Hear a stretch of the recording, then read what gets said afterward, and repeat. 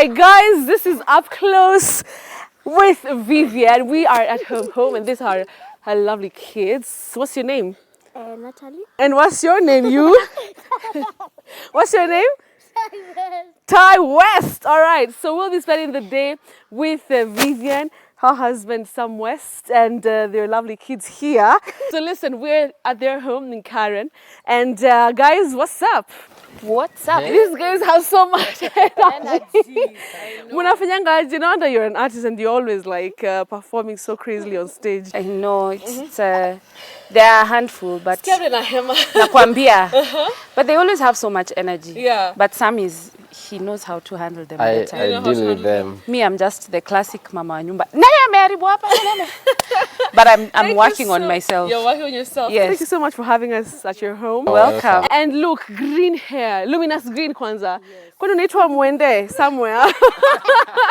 You know when you walk into a room with this kind of hair, like you won't go unnoticeable, right? And not that I want to get noticed, but with my kind of work, I don't put question, is that her? Is that not her? They just know when they see purple hair, yes, green hair, you know, orange hair, red hair, blonde hair.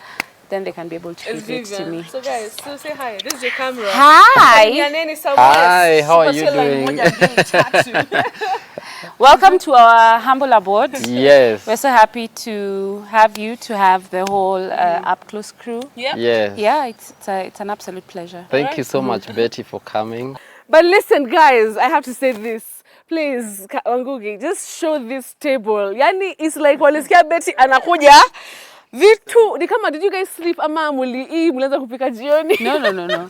This is how we welcome all our visitors. And this is round one. What? In round one? Cheki vile nimefurahi na just sasa everybody will be like, "Hey, Betty amechangamka sababu ya chakula." So I understand that your two kids are actually really talented. Yes. You want to show us something? I understand you're a gymnast.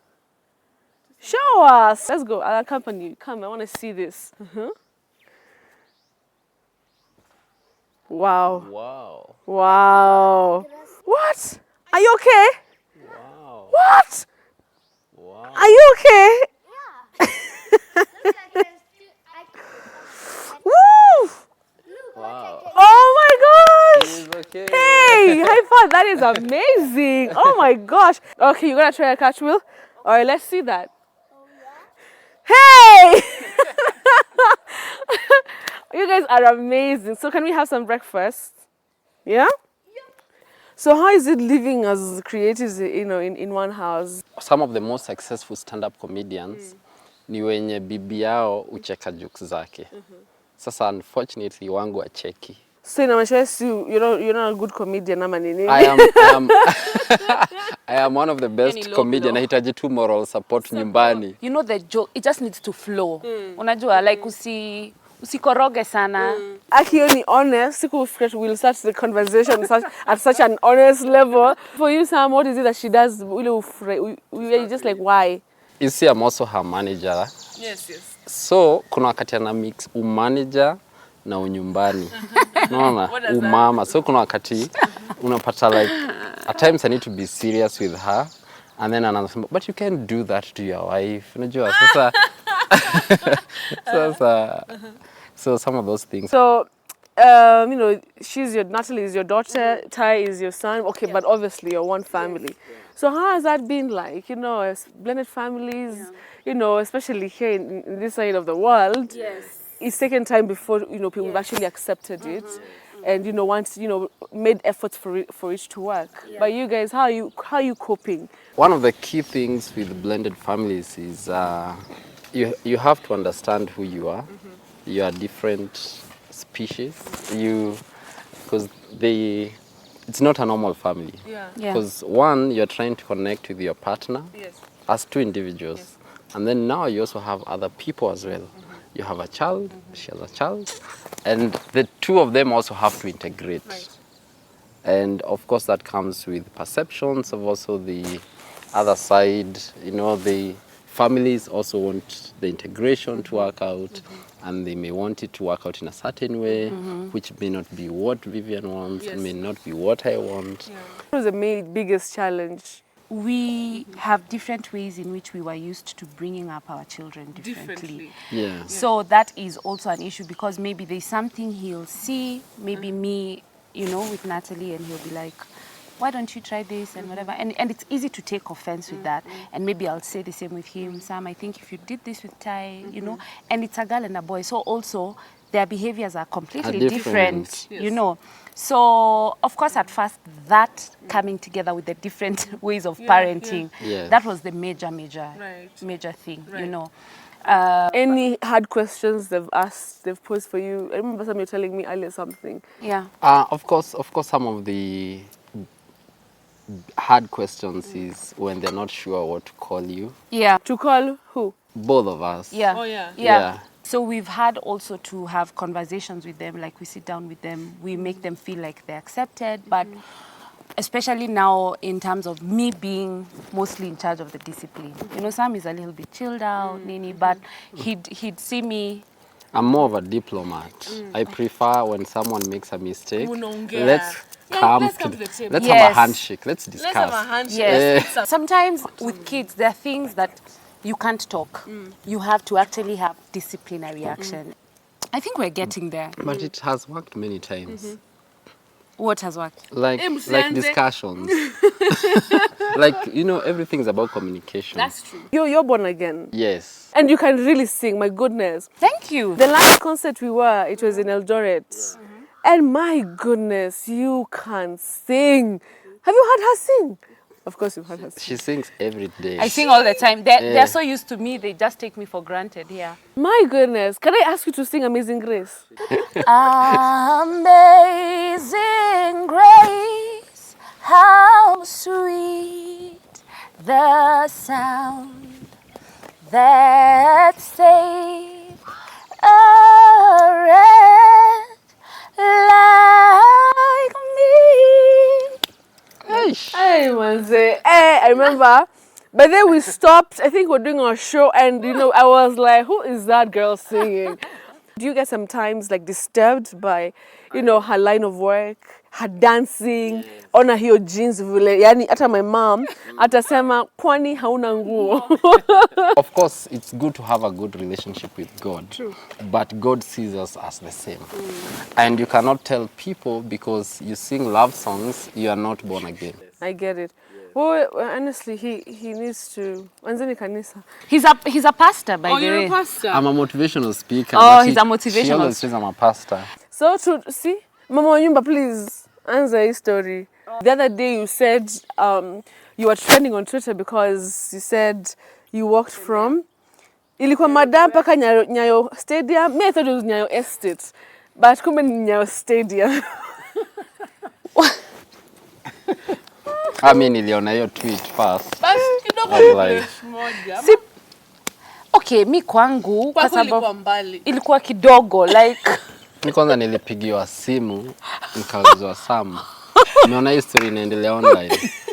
Nikapigia Vivian akamwambia lakini Vivian unatubeba aje?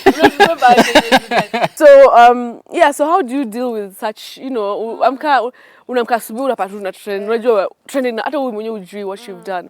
I don't really get affected because now I know who I am. Yes. Tell us about your upbringing. Not many people. You're saying that you used to work in Nairobi West. Where? What did you used to do? How was your upbringing like? Yeah. I was brought up in a family of 4, but my brother passed on about 2 years ago. Your older brother? My older brother. So now we're just 3 girls remaining. I grew up in Eastlands, but my mom was very hardworking. Mostly, I grew under the guidance of a single mother. My dad was there, but he was not present. He was not too present. I think he was just going through his things. So I will not, blame him. Right now, we do have a relationship, a very good relationship. So I was fortunate to go to proper schools, which also encouraged me in terms of my talent and my music and just tapping into my gifts.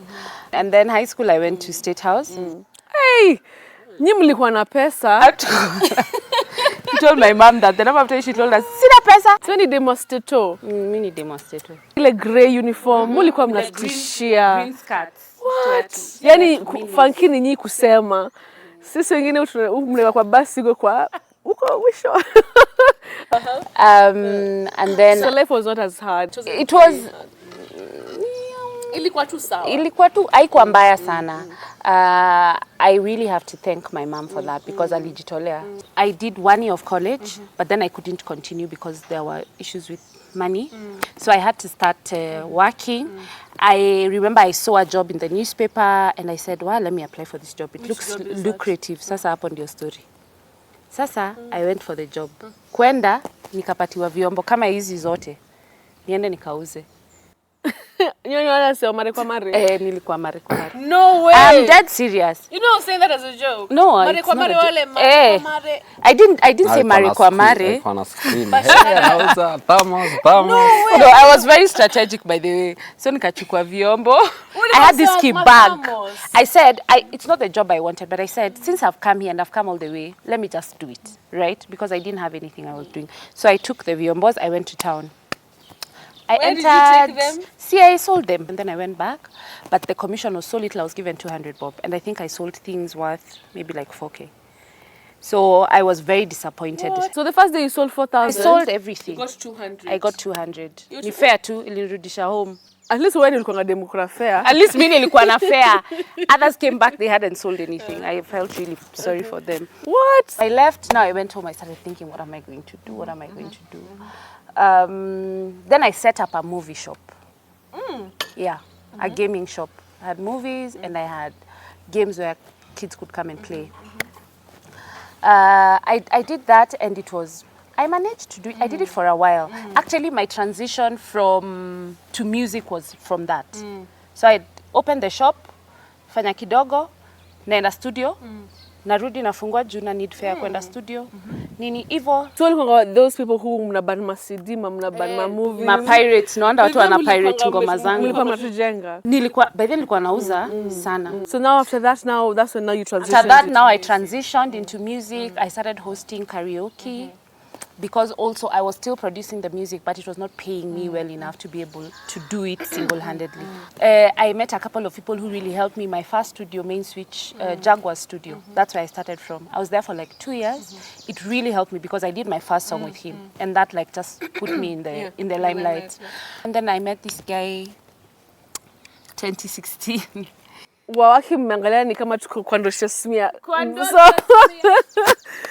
So what we'll do, guys, we will finish this first part of the interview here so we can finish our breakfast. Yes. Muhimu. Jenga mwili haribu jina. So we'll finish this and then we'll head out to, I understand you have a big event happening this Saturday. Yes. Dominate. Yes. So you'll be telling us about that. Yeah. But yeah, first tumalizane. Yes. Na maneno kwanza. Yes. And everyone is welcome.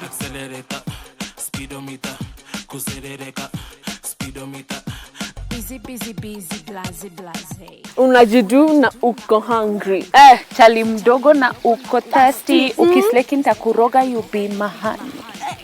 Vivi. Accelerator. Speedometer. Kuserereka. Speedometer. Your song is big. Now it's a very big song. Lakini sasa hizo line zako unajifanya na uko thirsty. Boy mdogo au unajidu na uko hungry. Chali mdogo uko thirsty.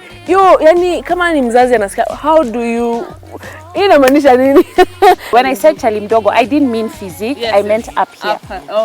Because most guys want to pride themselves with Asimi niko that. Ama 40. Kumbe hapa uko 15, 16 hapo. Okay. Alafu with their vigor in bed. Yes. That's what mimi ni mnoma. But that doesn't entice us as women. You need to be someone who's well structured, organized. I like that. So tell me, where are we here? This is where we come for swimming. You kujanga every day matundi because kuja. Like I used to come here for swimming before it started raining, like 4 times a week. 4 times. Kujaribu kunini. Oh yeah, ile kunini. Kwa compact. Easy chai za Upclose. I think for me, I'll actually have to enter and I learned just a few. Also, cups swimming of tea. underwater helps with breath control. So when I'm singing, I don't run out of Really? breath. Oh yeah. I've And been the kids coming. also, I'm seeing they're enjoying Yeah. kabisa. Yep. Maisha Karen is actually quite nice. So now for you, do you feel like you have also a responsibility to like empower young girls? My voice is for the girl, Yeah. and especially for that collabo. 3 guys and I was the And only you're girl. the only girl. You know. Talk about girl power. So I had to just come out and say the truth about what we feel as women. Yes, Unajua see tu, you're not like a bag. Yes. Like unakuja Unachukuliwa, unachukuliwa, unabebwa. Yeah, We have a say, we have things we like, we have things we don't like. And sometimes I may not be interested. Yes. And it's not an offense. It's not an offense. One thing that people don't even know about you is that before you met some West, no, at least you're happy. Yeah. But you're in a very abusive relationship. Yes. How can somebody abuse you, honestly speaking? Who is that person? Anaitwa? Tawandikia email. But really, why did that happen? It was actually. Why did you stay in an abusive? I did not stay. When I started dating the guy, I noticed he had like anger issues, but I didn't think it would go as hard as that. Plus, at that time, I was not in my best of spaces. Yeah. I was very alone, very confused. You know, when in this mziki ukianza, you get a lot of lies. So the guy is actually in entertainment. That's the funny part. He's like a water butcher.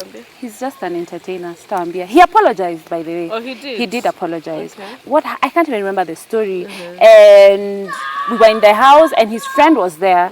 And he got so upset. I can't even remember over what. And he just started punching me. He hit me against the wall. It was so bad. And that was the first time? That was the first time, but it was also the last. So he beat you up? Oh, yeah. He threw you to the wall? Yes. Oh, yeah. How old were you? It was just when I had gotten into entertainment. It was like 5 years ago. What? 5 years ago. 5 years ago.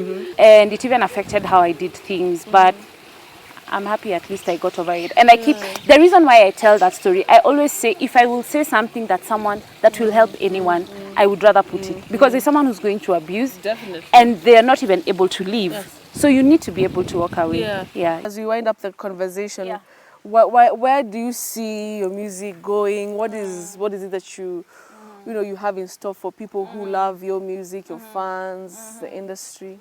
Right now, I want to experiment with new styles of music. Even for Accelerator, that's not something I used to do. But I feel like now I'm confident enough to just try out new things. Yeah. Life is too short. Yeah. And then hopefully next year, I'm going to do like a proper presentation of my work to the public. Either through launching of my brand now properly, just for people to come and see. Fans of Vivian. Yeah. Let's talk about Dominate. Yes. Dominate is one of the projects you've been working on. Yes. And it came from an experience you had in the States. Yes. So talk to us about it. It's happening this Saturday, by the time the show is happening, it's actually going to be tomorrow. Yes. I felt like I needed to start a space where everyone feels welcome and we talk about the real issues, you know. We'll have to say vitu kwa ground ni different and we need to have those discussions. So it's going to have speakers. There'll be a speaker talking about financial issues because also as a country, do you know 9 out of 10 Kenyans are in debt? Ni 10 out of 10. Hata mimi nilikuwa naona hivyo. So we have serious issues with money. We don't have good relationships with money. It's either you want to spend everything or you have nothing to spend at all. So that's a problem. I believe that God has a purpose for everyone. And even like the way I was telling you, Betty, I feel like even for this show, this is a show I feel that is really kingdom because it tells experiences, real life experiences of people, and you get to see people for who they are, and they really open up. True. And there's no better place to learn than through people, right? So, for that. Thank yeah, you're welcome. So this is happening on Saturday. Yes, on Saturday from 2 p.m. to 8 p.m. St. St. Christopher's along Gong Road. It's just along the road. Along the road, yeah. I know it. I want to influence the mindset. Sam and I feel like we want to influence how we think, because when you change how you think, it changes the things you do. What are the last words to your fans? I just want to tell guys, thank you so much for tuning in. Please also keep supporting Betty. She's doing an amazing job. This is an amazing show. I'm so happy to be part of it. Keep watching Dominate on Saturday, St. Christopher's, 2 p.m. Invite only. Details are on my Instagram. Just DM me so that you get your invite and you come through. It's going to be a really, really life-changing event. Yes.